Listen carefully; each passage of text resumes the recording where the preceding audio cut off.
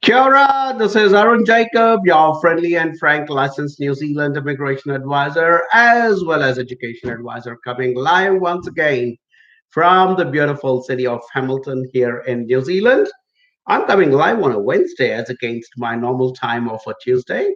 That's because, it's been a bit of a hectic week for me and doing a bit of running around. There was an injured child at home, so a lot of dramas have been happening, but managed to come and plonk myself in my chair here today.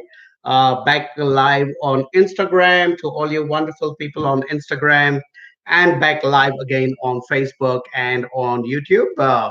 On the AJV Global official channel, as well as yours truly, Arun Jacobs' channel as well. So good to be back here again. Last week I was I did a live from our office here in Hamilton, New Zealand, very ably assisted by my colleague and ex-AJV student Nicholas, who is now working full time for AJV as a filmmaker.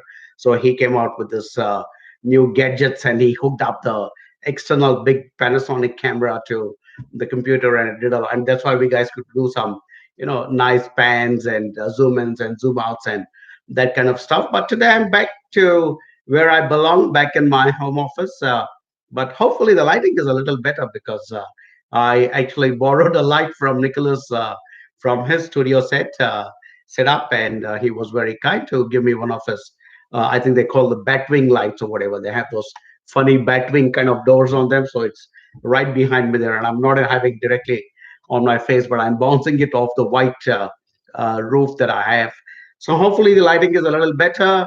But once we set up our office studio a little better, we will, I know, hopefully do more and more live sessions from there. As regards live sessions, I'm going to start off as usual by sharing my license details with all of you. I am a licensed immigration advisor licensed by the government of New Zealand, by a particular department in the government called the Immigration Advisors Authority. So I studied the immigration law of New Zealand, and then also had to undergo a few police verifications and stuff like that. So to ensure I'm a good boy, so that I can sit here and be able to provide immigration advice to all you wonderful ladies, gentlemen, boys, and girls who are desirous of having a good life here in New Zealand. So that's what the company is all about. New Zealand is a country that is seeking to attract good talent from different parts of the world. And as a company, AJV Services is aimed at promoting New Zealand as a destination to good quality clients from different parts of the world. So that's what it's all about, guys. And so if you are looking at a happy life in a good place, in a happy place. So in fact, if you look at our website, ajvglobal.com, it says you have one life, make it happy by living in New Zealand. So, and there can't be a better testimony of it than myself and my family. We moved here and we are extremely happy to be in this beautiful country. And sure, it may not be perfect in every sense, but I think it certainly is one of those most desired destinations on earth. In fact, if you go to one of the uh, independent researchers done by somebody called the Legatum Prosperity Index, New Zealand is actually considered the second most prosperous country in the world, and the first amongst all English-speaking countries. So there you have it. If you have, the right thinking mind, you must consider New Zealand because we are an advanced Western nation with all the infrastructure that you would desire and a beautiful ambience to study here, settle here, bring up a family, and those sorts of things. So yeah, well, warm welcome to all of you who are joining in. Rules are the same as always. Please state if you're an AJV student or not, because by and large, these sessions that I do and my colleague Mary does and my other colleague Tulika does is for our AJV clients and our AJV prospects who would like to interact directly with a licensed immigration advisor, either in New Zealand or in India. We are 36 people spread across different parts of the world. In fact, one of our colleagues has recently shifted to London, so she's working out of there. And recently, we also recruited a very professional person to join our team in the Middle East. So we have now somebody working out of Oman. So Noella is working out of Oman, and Annie is working out of London. I'm based here in Hamilton, New Zealand, along with Mary, Virginia, Nicholas, Anjana, and a few other people. And then we have a massive bunch of people working in India under the able guidance of Tanuva, who is an ex-immigration manager, and now she heads a brilliant team of people to help as a story guy. So hopefully we will circle the globe quickly and have somebody in America as well, so that we can actually come back to you guys 24/7 with all your queries. So let's get started. I think the first one I'm going to address is that one of our clients who's planning to come to New Zealand has shared a particular item from a website called Newsroom in New Zealand. And, like all journalists, somebody wrote a column about saying it's called the dirty little secret in this migration debate. And it goes on to say that New Zealand at the moment is only attracting temporary workers, and they're making it difficult for people to get permanent residency. Well, I mean, while that may be true to a certain extent, let's not forget the fact that New Zealand depends quite heavily on getting more and more able and skilled workers into the country. So maybe they'll cut it down from the current numbers of around 50, 60,000 people per annum and bring it down a little bit. But at the end of the day, New Zealand simply cannot afford to lose out in the global competition of attracting the best talent from around the world. So we will have plenty of articles like this. I've been in this industry for 15 long years now. I have seen it, the policies change so much. In fact, when I applied for my residency, it was only 27 points, if I remember. Now it is 160 points. So a lot of things have changed. But the one thing that has not changed consistently in these 15 years is that the migration tap was never ever shut off completely. If at all, I think it has only gone up. It has not come down. So the migration tap was never ever actually shut off completely for New Zealand. So you guys have to be a little careful about reading all these articles, because journalists also have to earn their make a living. So they will write, and the more as we say back in India, the more masala there is to a story, more people will read it. So they will come out with titles like "Dirty Little Secrets of Immigration," da da da, all those kinds of things. But the bottom line, I'm sure every sensible person will understand is that New Zealand, like most of the Western countries, is competing for global skills, and we simply cannot shut off the immigration tap. Nor can we shut off the tap of our international students coming into New Zealand to study here and seek a future, because the bottom line is that international education is now our fourth largest industry. It's contributing $5 billion to our economy. Will each and every international student go on to become a resident in New Zealand? Absolutely not. It is simply not possible. But those international students who come with the right course, with to the right college, with the right counseling, and being in the right city, and then continue to have continuous advice after you reach New Zealand, like all our AGV students get, I do not see any reason why you will not succeed. In fact, one of my colleagues, and who is also an AGV student at the moment, called Anjana, who is actually doing her postgraduate course from University of Waikato and doing a course in marketing.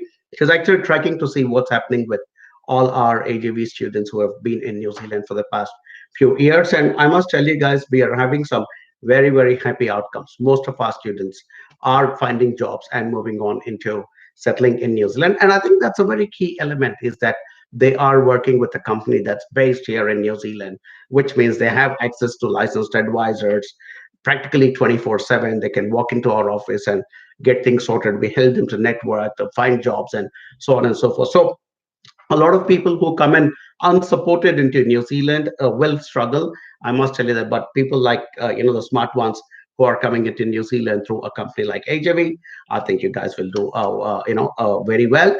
Will 100% of AGV students get jobs and settle down? Perhaps not, but I do know that a very, very high percentage of them will go on to settle down in New Zealand. So if you're very keen about future here in New Zealand, choose the right advisor. And that advisor needs to have people who have licenses, who can provide ongoing immigration advice. Right now, we are three immigration advisors in the company. Another colleague of ours called Navya is going to get her a license, I think, in the next 3 or 4 weeks. And then two more of our colleagues are pursuing their course right now. So that Stanuva and Virginia are also going to get their license, I think, by around March of next year. And by that time, two more of our colleagues called Neha and Akansha are going to start the course. And by around June, July, they should also be able to get their license. So there'll be about eight people, eight licensed immigration advisors who will help you from the first step till the last stage that you reach here in New Zealand. So yeah, if don't do not worry about all those warmongering kind of articles with very fancy headlines. Just stay on focus, choose the right advisors. We will be your coach on the ground here in New Zealand. We will walk with you. You have a problem, give us a call. We will talk to you and we will sort it out and we will maximize the chances of you succeeding in New Zealand. And our past results are showing that our efforts are and the talent of our students is coming together very well, and we are actually creating a very, very good cohort of students who are going on to find jobs and move into residency as well. So those kind of articles are for people who are coming into New Zealand without any support, not for AJB students. I don't want you guys to be worried about. All right, cool. Okay, here we go. That was a very, very long introduction. But in fact, once I was talking about all of us getting licenses, we'll all be competing for space on the live because we're going to be eight licensed immigration advisors only 7 days in the week. So we'll have to be fighting for our places. So I'll have to fight very hard to retain my place in this lineup of fantastic advisors who will come live to you day after day after day. And I mean, to the best of my knowledge, no other company is doing it, nor will they do it. So hey, look, you know, common sense, guys. Pick AJV. That's your route to success in New Zealand. Question one, Kevin Alexander Roche. Where is Nicholas at his 4K camera?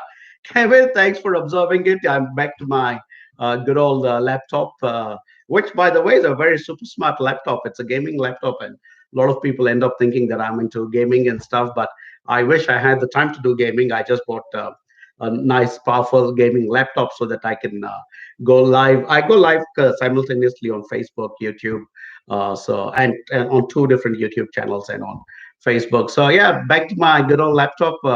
Kevin, but I did. Nicholas was kind of, but today was a very hectic day. I actually went to the University of Waikato. I was invited for a function where the Edmund Hillary scholarship students were presenting their performances, and it was beautiful. I went there. I sat there. So I came rushing back. I had to stop at the grocery. I also have to be a husband and father sometimes besides being a licensed immigration advisor. So I did that. Came rushing back. I practically plonked myself in this chair like 2 minutes before. So that's why no Nicholas and no 4K, but I do have Nicholas's light behind there. And hopefully it's adding a bit more light, although it's not directly on my face. I'm trying to, bounce it off the wall. But hey, look, thanks for noticing, Kevin. We'll try and get back to that proper 4K and all the zoom in, zoom out, and the panning and everything else. All right. Harry Singh says hi. Mohammed says hi. Hello, everybody. I can see a lot of my team gang has also joined in. Hello, gang. Hope all of you are enjoying. I'm not grumpy today. I was just a bit grumpy yesterday. I was having one of those off days, but I'm back again. So yeah, back by your friendly and frank CEO is back. All right, cool. Question one is from Ethan Hunt.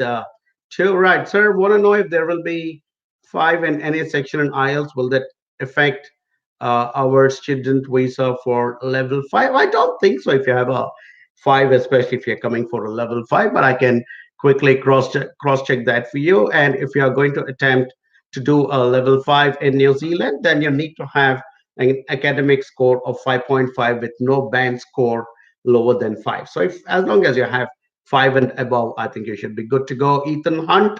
Um, so it is not it is not mission impossible. So yeah, I think you will be all right. Okay, cool.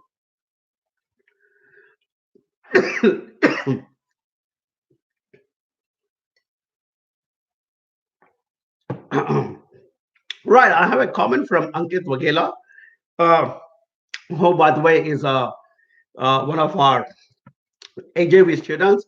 Hey, Ankit, hope you're doing well. It was lovely to meet you when I was in Wellington. And Ankit writes, Kia ora, Arun. Kia ora, Ankit. Kete pe fia kwe.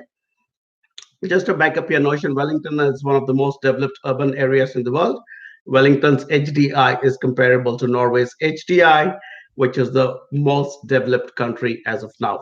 Proud Wellingtonian here. So there it is. Thanks, Ankit, for sharing that. I completely agree with you on all the advantages we have here. So it's not just me, guys, who keeps talking about. Ankit is actually one of our students who came quite recently into New Zealand, and for him to come out and put a statement publicly, we didn't ask him to put out this statement. He has come forward voluntarily and put it up himself, and I like the fact he says he's a proud Wellingtonian, so he absolutely, obviously likes his city. So that's who you got to hear from. See, Ankit is a person just like some of you sitting in whichever part of the world, India or China, wherever you're sitting and watching this live broadcast right now and wondering, hey, look, is New Zealand the right place for me? And here's somebody who thought like you but is now in New Zealand and came to New Zealand through AGB and giving back some fantastic feedback. So thanks, Ankit. Appreciate your feedback, and I hope those listening in will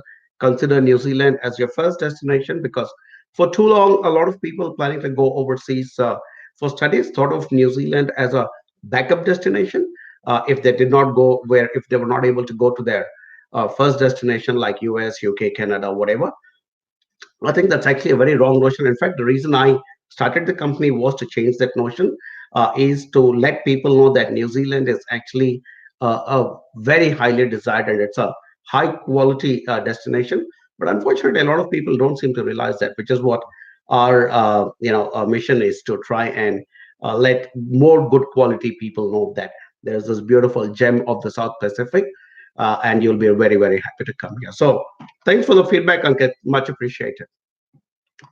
I hope to see you again soon. I'm coming in December, so maybe we guys can catch up for a drink.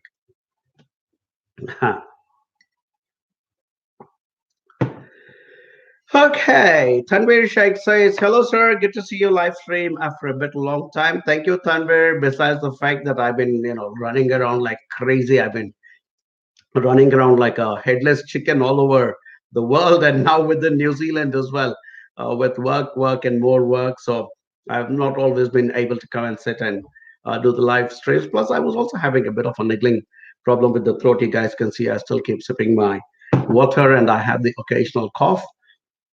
Yeah, my doctor was telling me it is from talking too much, so which seems to be a bit of an issue because it my work involves talking a lot. So, but then that's creating some problem. But yeah, hopefully I'll overcome that situation and keep moving on. But good to be back. And your question is, I've got offer letter from both UOA and UC for Masters in Construction Management through AJB. Which one would you suggest to accept? Okay.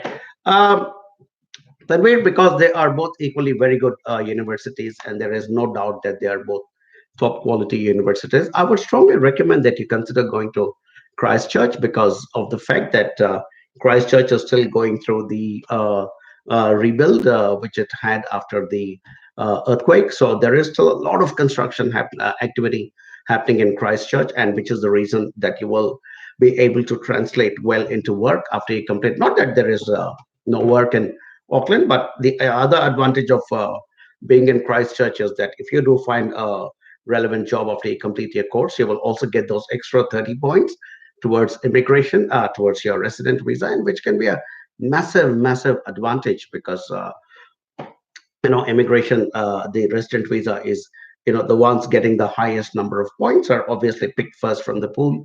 So if you finish your course and find a job in Auckland, and let's say you are at 170 points, technically you have crossed that 160 and you can get you can be picked from the pool and you can go through the resident visa process. But if you are, let's say, at 200 instead of 170 because you're in Christchurch and you're getting that extra 30 points, yeah, you're going to get picked much faster, and the processing would be much quicker as well.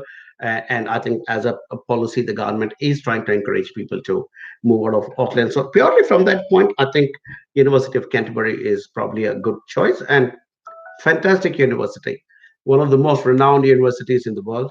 In fact, we have nuclear power today in the world, thanks to University of Canterbury, because Sir Ernest Rutherford, who is a was an New Zealander, did his research here at the University of Canterbury. So it's got a fantastic history.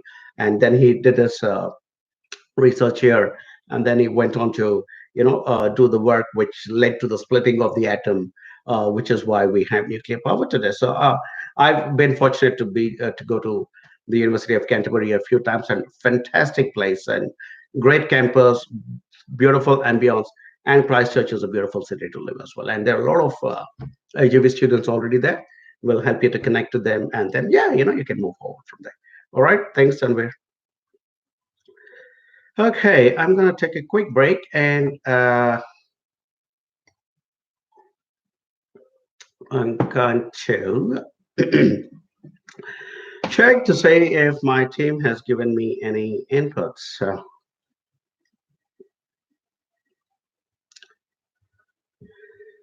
Okay, nothing very alarming from my team. Okay, okay. Moving on. Cool. Milan Joseph, sir, what about accountant scope in New Zealand? I mean, hey, Milan, it's pretty good. As I keep saying, there are a few professions which are absolutely essential. Accountants is one of them, along with priests and undertakers and doctors and teachers and so on and so forth. So, pretty good scope. Again, depends on what you mean by accountant, because are you looking at becoming a chartered accountant in New Zealand, or just being an accounting technician or whatever. Overall, the scope is good. Right away, I can recall the name of one of our students called Carol, who came to New Zealand and did a course in accounting, and she picked up a job and she's moved out of Hamilton, unfortunately, but I know she's doing well. And I remember I had connected her to a couple of accountants here in New Zealand when she came newly into the country last year. So, and that helped her to get an understanding. But I think overall the scope is very good, for pretty good. I won't say very, very good, but pretty good. I also have a video on this on my YouTube channel. So go to YouTube and search for Arun Jacob, and you'll see this face, and you can search for accounting career in New Zealand. Plus, also go to our website, which is ajvglobal.com, and if you scroll down, you'll see some testimonials from some of our students and clients.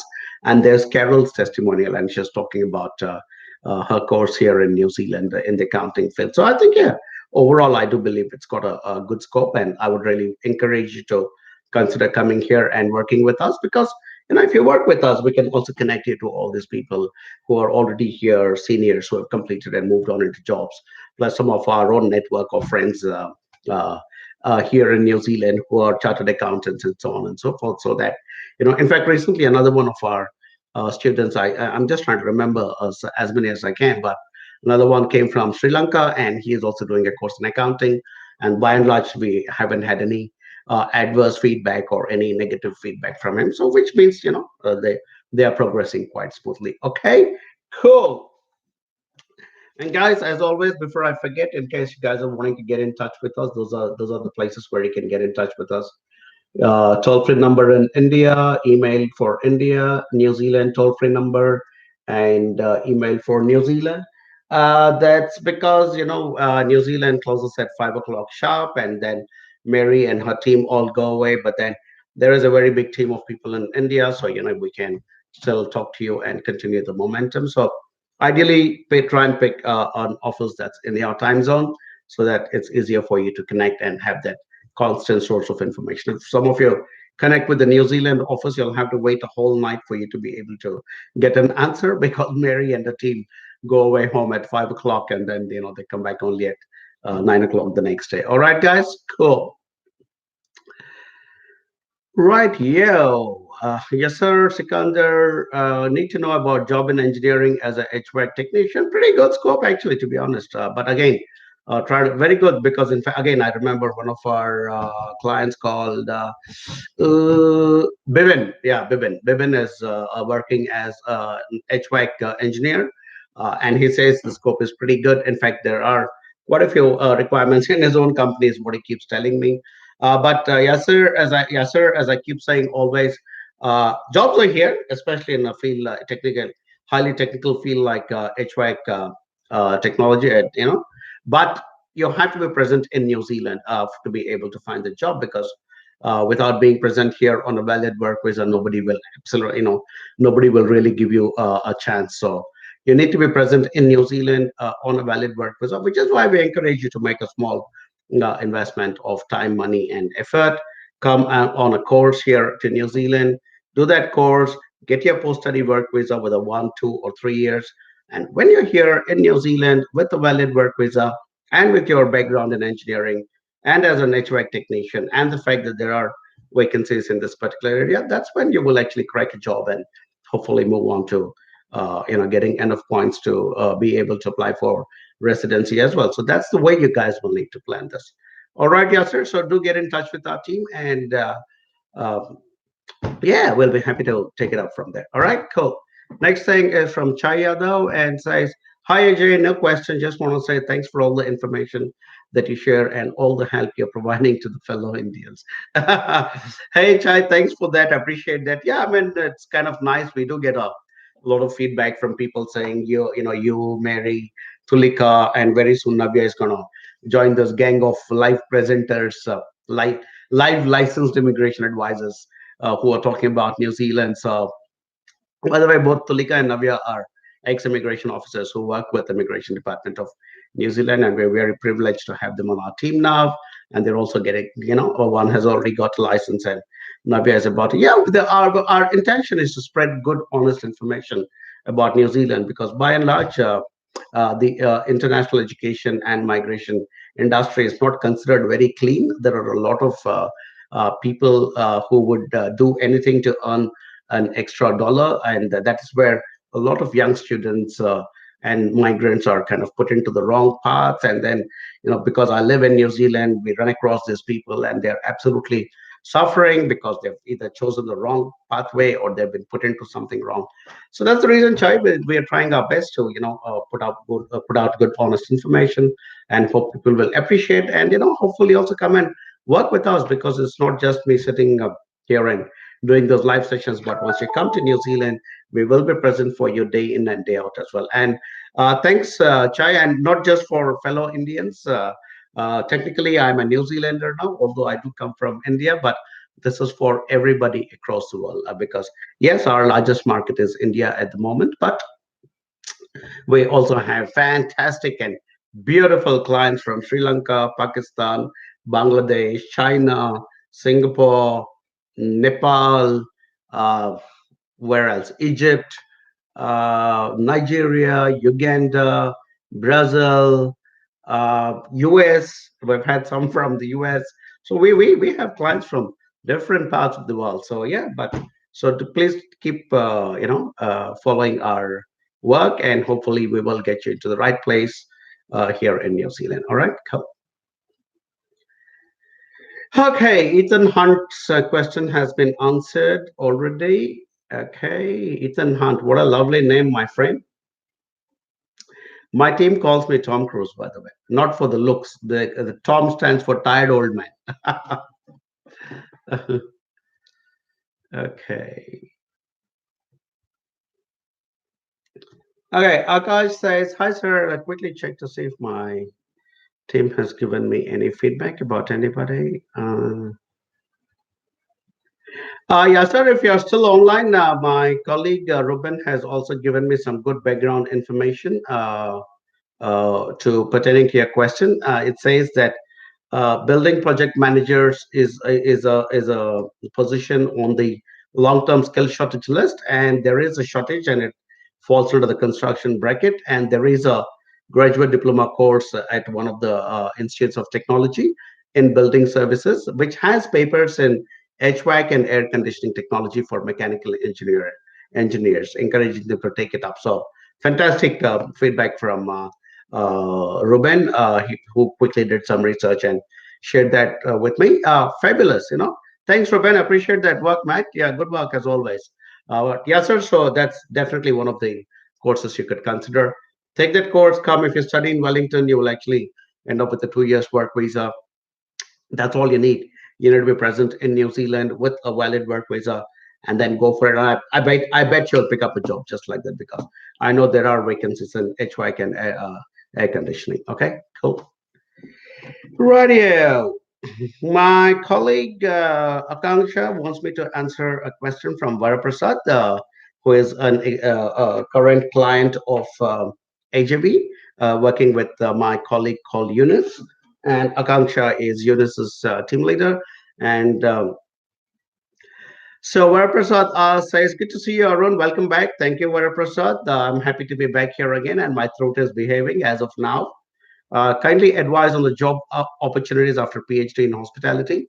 Uh, okay, please. Okay, yeah, please elaborate, I guess. And then Eunice has added saying that you've done your master's in hospitality and you've got 7 years of work experience in the same field.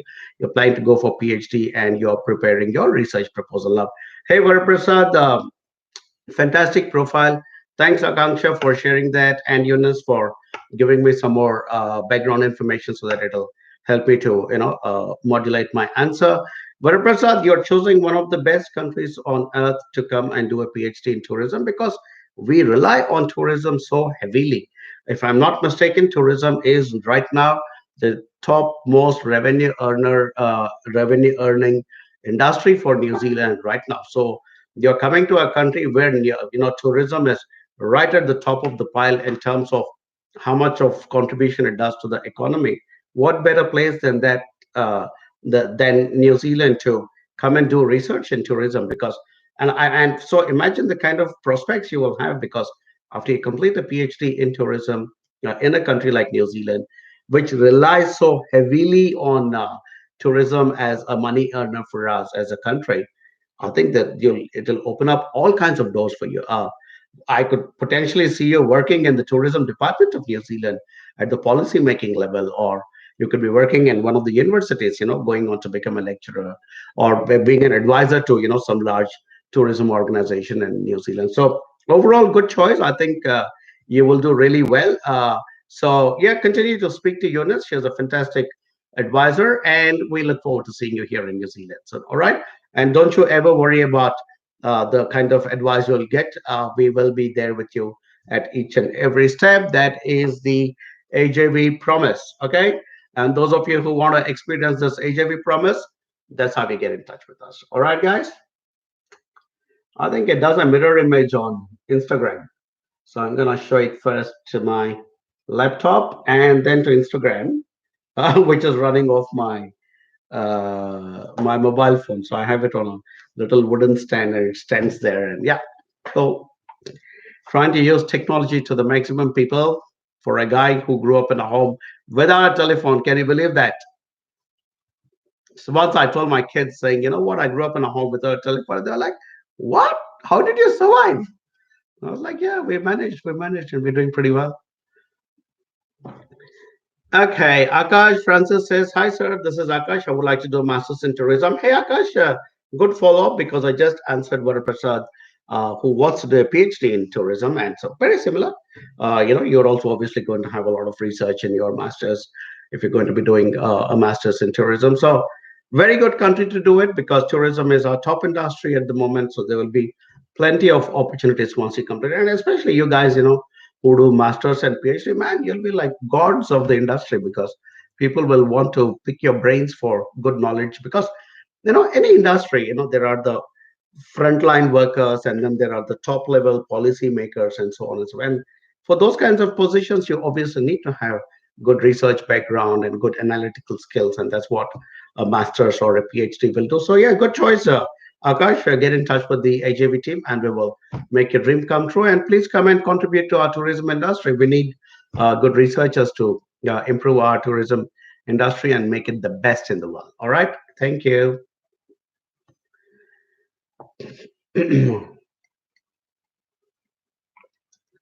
Somebody called Protoy Hawk asked me, is it possible to transfer credits from China to over there without having NOC? Good question. Protoy, possibly, yeah. Technically it's possible, but it depends on which institution you're choosing, what course you're planning to do, which institution you studied in China. So there's a lot of little details we need to know before we can tell you that whether it is possible or not. But at the larger level, yes, transfer of credits is possible. It is here we call it RPL, which stands for recognition of prior learning. So institutions do have RPL, which is recognition of prior learning, and so yeah, there is a possibility. But you need to get in touch with us, get in touch with our AJB team. We will once this session is over, one of my colleagues will ping you. So please share your contact number and have a discussion. And I request everybody not to be wary of the AJV team, and especially in sharing your numbers, because we will not come chasing you down and say, "Oh, you've given me a number, so you better come to New Zealand now." We understand that it is not an easy process. We understand that it involves a lot of time, money, and effort. Our duty as good, honest advisors is to provide that good, honest advice to all of you. And then, if your circumstances suit and you are able to uh, make the cut and come to New Zealand, we will support you through it. If you can't make it, doesn't matter. We understand because, like I said, it involves a lot of money, time, and effort. You can't make it, no problem. We will continue to remain friends. All you have to do is continue to watch our live sessions and please share it with your family and friends. All right. So, Prodoi, get in touch with our team and we will tell you whether you can do an RPL with your courses from China. Okay. Cool. Okay. Roy S.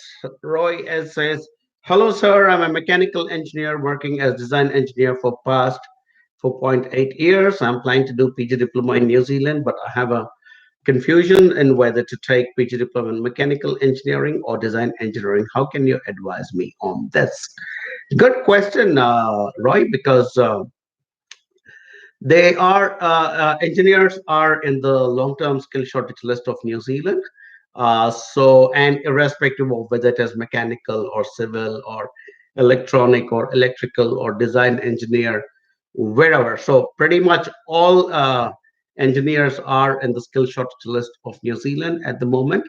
So I would say because you already have done mechanical engineering, but you're now working as a design engineer, I would say you're probably more, especially since the last 4 years, you're more towards design. It will make sense for you to continue to be in the design field because, again, like I said, design engineering is also coming under the umbrella of engineering. It's not away from the engineering umbrella, but because the last 4 years, you have 4.5, 5 years almost, you have been involved with design engineering.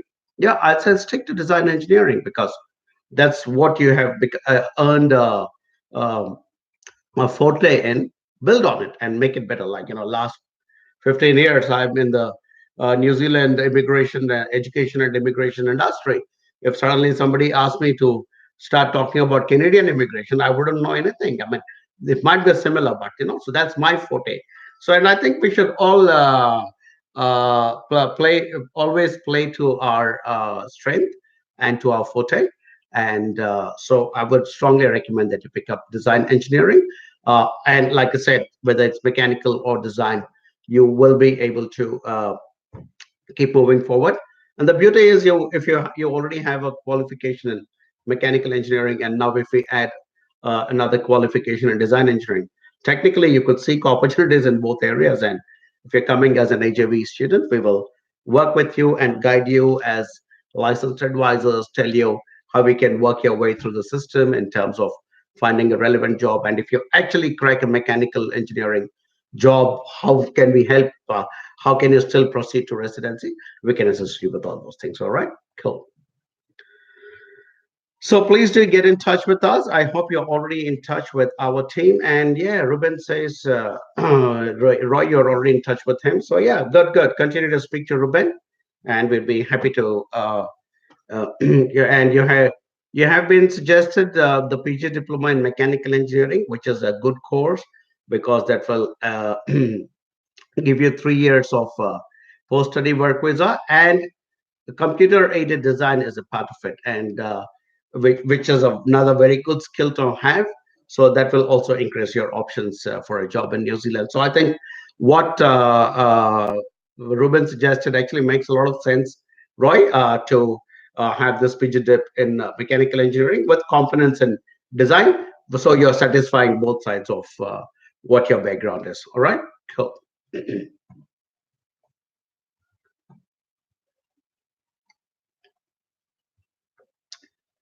I've been asked to answer a question from Rajul Rastogi saying, Sir, I am Rajul from Delhi, India. Is there any college for Masters in Education ECE with six bands in IELTS out of Auckland? Please reply. And my colleague Eunice has added that Rajul has got 14 years experience in teaching, and you have a six overall in IELTS and wants to apply for a master's. All right. Hey, look, Rajul, unfortunately, you will not be able to apply for a master's with a score of six only because to be able to do a master's or a postgraduate level eight course or a master's or a PhD, which is a doctoral degree, you need to have an IELTS score of 6.5 with no band score less than six. So with a six overall, you will not be eligible for a postgraduate course. So only, and bear in mind, because you're coming planning to come for teaching, even for your teacher registration, you require a high level of English. So if you're going to come into New Zealand with only six, you will stumble at the stage of the registration part again, which means you might end up with a lower level course like a graduate diploma, but then you will still not be able to get your registration, which will not allow you to work as a teacher in New Zealand. So pretty much the whole purpose of you coming to New Zealand is lost. So I would strongly recommend go back to your coaching, work on you come up to six, going up to 6.5 shouldn't be such a long stretch. So I strongly recommend go back and attempt the IELTS again, prepare yourself much better this time, and then go back, get yourself that 6.5 with no band score lower than six, and that will not only help you to get into the masters which you desire, but also help you with your registration eventually going forward. Although I must cross check to see whether 6.5 is enough for teacher registration, but to do the masters you'll definitely require the 6.5 initial. Okay, so yeah, please work on your IELTS. Okay, time to cough, people. Apparently this happens when you talk too much, which I have been doing for 51 years now, so well.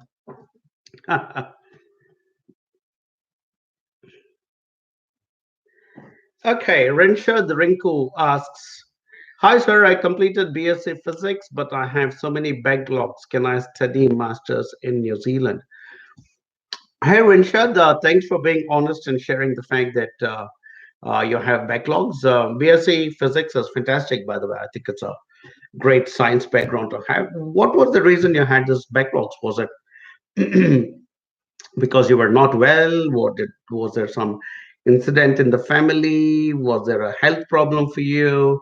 We would like to know more because backlogs in themselves are not always an issue, especially if there was a valid reason like you were not well and so on and so forth. So we would like to get more information. And worst case scenario, we should be able to still get you into a good technical course at the graduate diploma level, if not a master's. Perhaps we could even get you into a postgraduate diploma. We also need to know how much of IELTS you have scored. So the two things we need to know is what's your IELTS score and what was the reason for these backlogs. So if we know that, then we will definitely be able to advise you better. But backlogs in themselves, yeah, some universities are a bit fussy and they say, oh, but you have backlogs, so we can't admit you, so on and so forth. But yeah, if there was a valid reason, and you couldn't attend college regularly because some issue, if you're able to explain, and that's what AJV does, we have a fantastic rapport with all the institutions we work with and represent. So we can pick up a phone and we know all the senior people and tell them, hey guys, there's the student called Rinshad. This was the reason there are backlogs. We would like you to kind of give it a bit of a humanitarian look and give it admission. All right, Rinshad. So we would love to work with you and help you. So get in touch with our team, and you've shared your number, so we'll get in touch as well. But that's where you can reach us. Call that toll-free number in India because I presume you're from India, and we'll take it forward from there. All right, cool. Okay, I'm just trying to say something's happening on my Instagram. All those technology confounds me sometimes. Cool. Anything from my team again?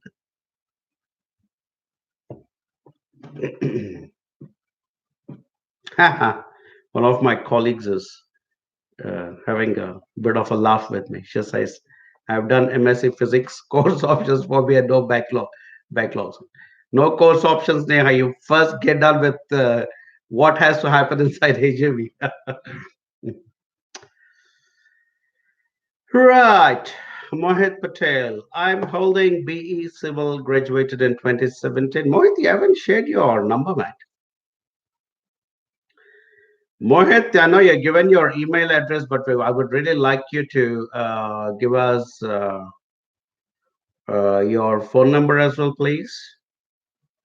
Thank you, Mohit.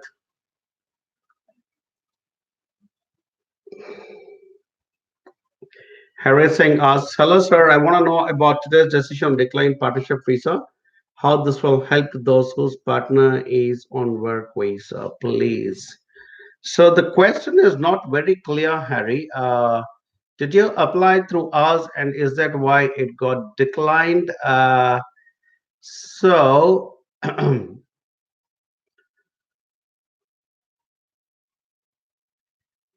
okay, so one of my colleagues, Neha, who is, by the way, an ex-immigration officer who worked with the Immigration Department of New Zealand, has given me some feedback saying that things will become a bit more clearer about the entire picture from INZ in about 2 weeks' time. It seems right now they have made it a little lenient for partners of New Zealand residents and citizens, but not so sure about partners of students and work visa holders yet. So hang in there for a little bit. I'm not sure, Harry, if you um, uh, uh, applied for your spouse work visa through us, because if you did, then I think you should need to talk to us again. But if you haven't, get in touch with us anyway, and we will examine the decline letter and see if we can represent it with more uh, proof of why you're in a legitimate partnership, and also because the prime minister herself made a statement saying that they're reverting it back to status quo, which is how it was before the and how immigration officers were dealing with it. So I'd say get in touch with us if you're not already one of our clients, and we will see how best we can help you. Cool. And Tanua, I agree with you. Yes, GD NZIF for Neha is the best option for somebody who's done MSc in physics. Sorry, guys, that was just an internal joke. While I'm on those live sessions, I have another window open where all my team is, will be giving me feedback about, with some, for instance, if Harry was actually one of our clients, the officer dealing with Harry would give me immediate feedback. So I actually will be following our Facebook Live and YouTube, and also will be looking at Skype. And sometimes my team keeps pulling my leg, and we have a little banter and a few jokes going around as well. Cool. Siddharth Upreti. Kia ora, good evening. Asking on behalf, how's the scope in New Zealand for PR communication consultants? Relevant skills and 3 years work experience. Okay. Okay. May not be very great to be honest, especially for somebody who is not from a PR background in New Zealand. I mean, public relations essentially is knowing public. So, if you're somebody new to the country, it might be a little bit more difficult, is my personal opinion. But I do think that it might be easier for somebody who's already in New Zealand to become a better public relations consultant. But if the person has got 3 years work experience, and if let's say the person is super skilled and has got amazing uh, communication abilities and is very presentable and can breeze into an interview and can kind of impress the people there and say, hey, look, you got to hire me. I don't see any reason. But not sure, Siddharth. Ask your friend to get in touch with us, and we will assess. And if not public relations, we might suggest something in marketing with papers in public relations, because see, marketing is a bit more easier for a non-New Zealander to be able to get into, because marketing is, about digital marketing, so on and so forth, and papers and all the kind of stuff. But PR is, I think, you need to have had a bit of a network here in New Zealand. So we can potentially help your friend by getting that person into a marketing course with papers in PR, and he or she then possibly could look at either a job in marketing or in PR after completing the course. All right, cool. And I mean, my understanding is PR is a subset of marketing anyway. So yeah, it might make sense to do a PG dip in marketing and try and get into some other area, if not only in PR. All right, Siddharth. So ask your friend and get in touch with us, please. Thank you. Okay, Ethan has decided he is going to take up all the questions possible. Ethan Hunt, you're really on a mission impossible, aren't you? Do we have to show previous student visa refusal from Australia while applying for New Zealand student visa? If we don't, will that have any impact? Visa refused under Migration Act. You better show, Ethan, because yeah, some people think they can hoodwink the system. You can't. New Zealand shares information and intelligence with the US, Canada, Australia, and UK.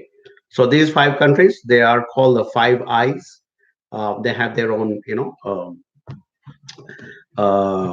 network. They're obviously the English-speaking countries. They are the old cousins. They pretty much all come from similar stock. So they formed something called the Five Eyes Alliance, and they share information. So if you try to hide it, they will absolutely come out with it. And with immigration, it's always best to be honest. With immigration, honesty is the best policy, people.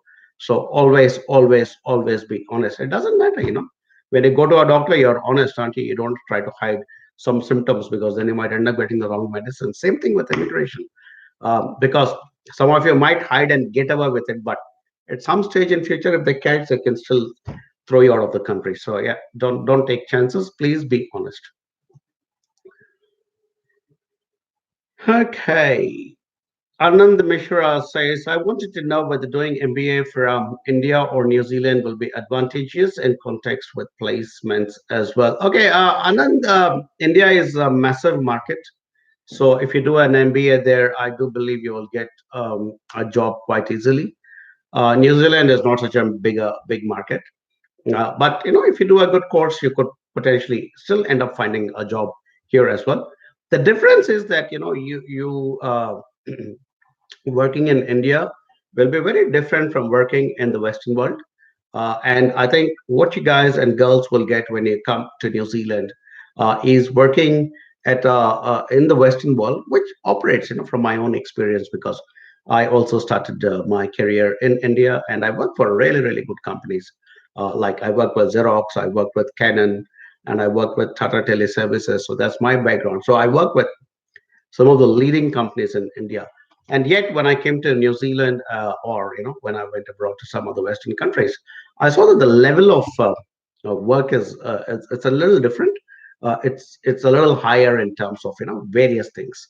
So and increasingly, the world is becoming a small global village. So if you desire to stay on in India and create a future there, I don't see any reason why you shouldn't do an MBA from there, because there's some good institutions there as well. But if you're wanting to be a global player, if you're wanting to, you know, find out how well you could have done in a much higher playing field, then I think you must consider coming to New Zealand. And if you do establish yourself with the way the globe is becoming smaller and smaller, look at me, I sit in Hamilton, and my wonderful team sits in India, and we're creating a multinational, however small it is at this stage, it still is a multinational company. So I couldn't have done it if I was still sitting in India because however big a company I made in India, it would still not be a multinational. But right now, AGV is a small, little multinational.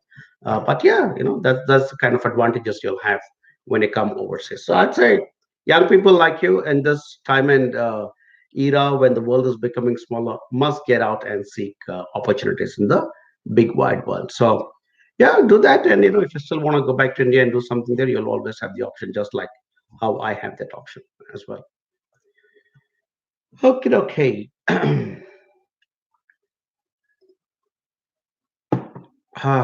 My throat is actually behaving quite nicely today.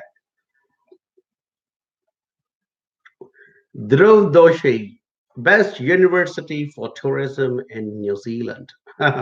Good question, Dhruv. Um, Quite a lot of them actually have courses in tourism. I don't know at what level you're looking at. Are you looking at a bachelor's? Are you looking at a master's? Are you looking at a postgraduate diploma? Are you looking at a graduate diploma? I don't know what level you're, because there are, besides universities, Dhruv, there are also certain institutions which are specifically aimed only at tourism and hospitality. So those, for all you know, they might be a better fit for you. So yeah, we will need to know more details. Thanks for sharing your number. Our team will get in touch with you. But we have quite a few universities providing courses in tourism and some specialist schools as well, which deal only with tourism and nothing else. So they're kind of super specializing only in tourism. So once we get more information from you, we'll pitch all those different options because we also need to know at what level you're intending to come. So based on that, we'll be able to give you an option. All right. Thanks, Ro, for sharing your number. Very nice. Right. Okay. Vaishak has asked me a question, but he has not shared his number. Vaishak, please share your number, Matt, so that I can answer. I think I made it very clear that we need to have your phone number because otherwise it'll become a one-way street. I will be giving out all the information and we'll have no idea whether you've taken it and disappeared or you're going to talk to us and become a potential client. So please share your number, Vaishak, and I'll be more than happy to answer your question. Okay. Cool. Hiren D. Jariwala says, hello, sir. I'm Hiren Jariwala. Sonia ma'am is my advisor. My visa application declined. Please guide me in same context. Thanking you in advance. First and foremost, Hiren, very, very sorry to hear that your visa got declined. It's quite a rare occurrence because we have a very high percentage of success, but not 100%, unfortunately. So there is about 5 to 10% of people who some, and it could be for various reasons. Sometimes it could be because of the visa interview. Some students end up feeling a little nervous during that interview and are not able to answer as confidently as they can. So, but what my team has told me is that your visa was declined after an interview, and you're already in touch with our team leader Tulika as well, who herself is an ex-immigration officer, by the way, and now is a licensed immigration advisor. And they are planning to send a request to get all the information of that interview that was conducted. So that's what they're doing right now. My team is working on it right now. Hiren, they have given me the update. So what we do when there is a decline is because we don't like it either, Hiren, because we put in a lot of effort to pick right people and good people like you to work with you, and we're doing this so diligently, so honestly. Not one of our students would have put in any document which is not authentic. So we are truly fighting for New Zealand, but sometimes New Zealand fights back as well. So that's our conundrum sometimes. But so because we believe in you and that's why we take up your case, my team is already going to lodge a request to get the transcript of the interview to see what were the questions asked and how you answered. And based on that, we are going to refile your application. Please do not worry. We will fight for it tooth and nail. If it means that I have to sit on your file, I'll sit on your file, but don't worry about it. But we have a beautiful team of people anyway. All right. Don't worry, Kiran.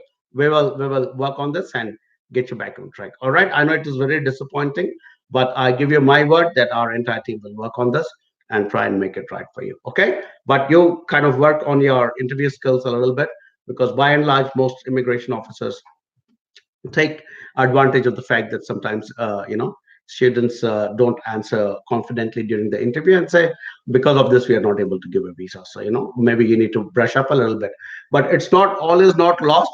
We've had people declined once, twice, thrice, and yet we managed to get uh, uh, you know uh, an acceptance letter. So we will absolutely fight for you here. Once an AJB client, always an AJB client, and we will fight for it. Okay, cool. Radio. Okay, and there's somebody called Vishal. I'll have to quickly scroll down to see where. Uh, Vishal. Okay, Vishal's question is: Hi Arun, I have 6 years experience in web design and development, but I wish to move into teaching, either secondary teacher or tertiary lecturer. Is that a good choice? Yeah, I don't see any reason why not Vishal, because my team has also given some kind of feedback about you. That you've largely worked as a web developer from 2014 till about 2019, and then you worked as a private tutor. So if you are teaching web development, that sort of courses, and I actually can see a pretty good opportunity for you, because quite a lot of institutions here offer web related courses, and uh, so I can see quite clearly that you'd actually be able to move into that. So my recommendation is, if you already have a degree, come and do a postgraduate course in your field, in your web development or whatever, because then, because you have a postgraduate course, you would be able to teach at the tertiary level. Ideally, a master's would be good, and there are some really, really good masters in web development and graphic design and those kinds of things. So if you are able to do a master's, then that will also prep you to be able to teach at the tertiary level here in New Zealand. And I can actually visualize you being working with some private college here, which does web development, and there are a lot of them here in New Zealand. So I strongly recommend a master's in your field, so that you not only get a 3 years post-study work visa, but you can also then teach at the tertiary level here in New Zealand. Because otherwise, you'll have to do a course in teaching, and if you're planning to go at the secondary teacher level, and so then again, you have to go through a teacher registration and all this stuff. But I'd say you're probably much better prepared to go into the tertiary level. So a master's with a 3 year post-study work visa, and then seek an opportunity in one of these colleges. And because if you're coming to New Zealand through AGB, because we work with all these colleges, we can actually help you to send your CV to the right people in each of these colleges as well. All right, cool.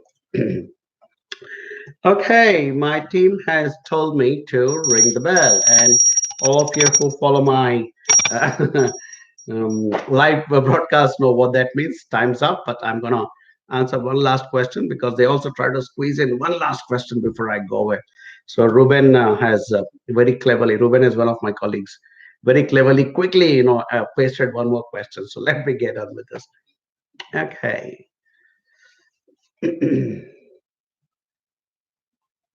As per the student fact sheet on the immigration website, post December 2021, students completing level 7 degrees qualification and above will continue to be eligible for Preksha join. Okay, hang on. So I'll have to first check where Preksha's question is. Okay, Preksha's. Hello, sir. I'm an AGV student. I will be applying for Masters in Applied Management for November 2020 intake. Wanted to know if I will not qualify for 3 years post-study work visa if my course extends beyond 2021. Absolutely no problem, Preksha. You would still be eligible for the 3 years post-study work visa. In fact, I have some research here again put very quickly by my team, which says, post December 2021, students completing level 7 degree qualifications or above will continue to be eligible for 3 year post-study work visa. And this is from the student fact sheet on the Immigration New Zealand website. So you have nothing to worry about. So I don't think people coming for master's level actually will ever have a problem, Preksha, because that's the kind of students we New Zealand wants. And so if you're coming for a master's, we would absolutely love to hold you back and uh, have you back here not only for those 3 years, but we hope. And when I say we, I don't mean AGB. I mean we as a country, as a government, as a nation. We in New Zealand want to attract the best talent in the world, and if somebody like you is going to come for a master's and move on into your career, we would love to have people like you. Don't worry about your 3 years post-study work visa. I think you will be just fine. Okay. And I will have to scroll back up to answer one last question because Amit has asked me a question, and I met Amit. And hi, Amit. Hope you're doing well. I remember you from our meeting in Mumbai.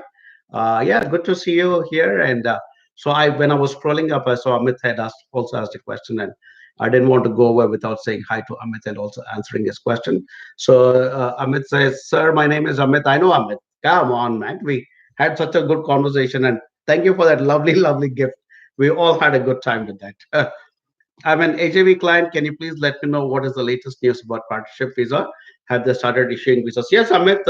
There has been a lot of talk about partnership visas. Unfortunately, there was some negative publicity as well. But I think the government has, in fact, it reached a point where the prime minister herself stepped in and said, "Hey, look, we need to go back to the previous way of dealing with this particular visa applications, especially from countries like India, where marriages are a little different than traditional ones." So yeah, all good. We are back on track, and I know you and your wife have a good strong relationship, so I do not think there is any issue whatsoever, Amit. So yeah, they are moving forward. It's just that some of them have also been moved from India to the office here in Hamilton, New Zealand. In fact, our AJV office is right in the same building where Immigration New Zealand officers sit and do their partnership processing. So more than likely, the partner, that officer walks in front of our office every day. But yeah, they are moving forward. It's only a matter of time before you get your visa, Amit. And don't worry, like I said, once an AJB client, always an AJB client. We will take care of you. Okay. All right, guys. It was good to be back, and looks like my throat is behaving. I probably need to shut up more often and not talk so much, and then hopefully just come on once every week only. But otherwise, thanks as always. Sorry to all the people who I could not answer in this particular session, but I try and normally stick to 1 hour of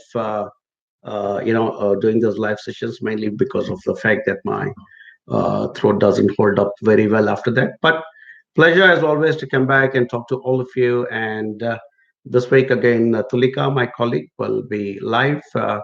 And Mary was already live, I think, earlier in the week. So more and more licensed immigration advisors from AJB are going to be coming live. And like I said, soon there are going to be 8 licensed immigration advisors, and hopefully I can take a rest then because there'll be one for each day of the week. Okay.